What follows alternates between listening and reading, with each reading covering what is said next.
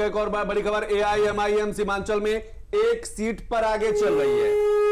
वैसी 15 सीटों पर चुनाव लड़ रहे हैं। जनस्वराज पार्टी रुझानों में 3 सीट पर आगे। आपसे कुछ देर पहले जो हमने आंकड़े दिखाए थे 4 सीट पर आगे चले थे, लेकिन अब 3 सीट पर आगे चल रही है। और असदुद्दीन ओवैसी की जो पार्टी है एआईएमआईएम सीमांचल पर 1 सीट पर आगे चले। और इस बार ओवैसी ने सीमांचल से बाहर भी अपनी किस्मत आजमाने की कोशिश की है।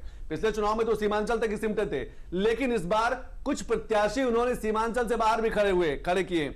जनस्वराज पार्टी रुझानों में 3 सीटों पर आगे चल रही है। तो इस समय लगातार रुझान जो है वो बदलते जा रहे हैं। और वोटिंग कहा जा सकता है कि काउंटिंग के 1 घंटे लगभग पूरा हो चुका है। 1 घंटा यानी कि बैलेट पेपर वाला। और ये जो भी परिणाम आ रहे हैं, अब लग रहा है जिस तरीके से रुझान बदलते हुए दिख रहे हैं, अब ईवीएम से काउंटिंग शुरू हो गई। सीमांचल की 6 सीटों पर, मगध क्षेत्र की 18 सीटों पर एनडीए इस समय बढ़त बनाए हुए है, आगे निकलती हुई नजर आ रही है। तो सीमांचल हो, मगध हो, मिथिलांचल हो, हर जगह की तस्वीर धीरे धीरे बदलती जा रही। मिथिलांचल में आप देखते महागठबंधन 5 सीटों पर आगे। शुरुआती रुझानों में एनडीए ने शतक जमाया। शुरुआती रुझानों में एनडीए ने 100 का जो आंकड़ा है पार कर लिया। ये रुझान है, ये सिर्फ रुझान है। अभी तस्वीर क्या होगी वो समय के साथ पता चलेगी।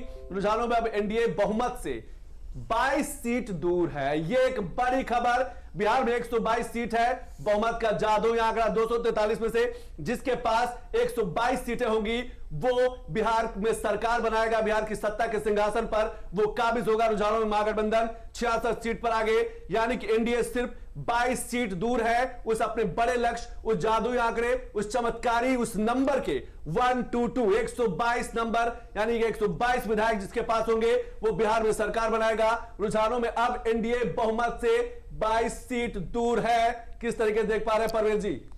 देखिए, पहले से भी ये समझ में आ रहा था कि इस बार एनडीए फिर से एक बार सरकार बनाएगी। और जो बातें अभी हमारे साथी पैनलिस्ट कह रहे थे, मैं फिर दोहराता हूं कि जो केंद्रीय परिदृश्य है उस परिदृश्य में नीतीश कुमार को मुख्यमंत्री पद से रिप्लेस करने की कोई संभावना दूर तक दिखाई नहीं देती।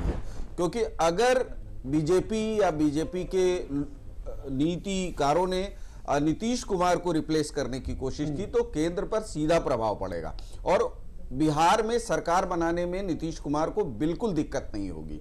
तो जो परिदृश्य उभर कर आया है उसमें नीतीश कुमार को कम से कम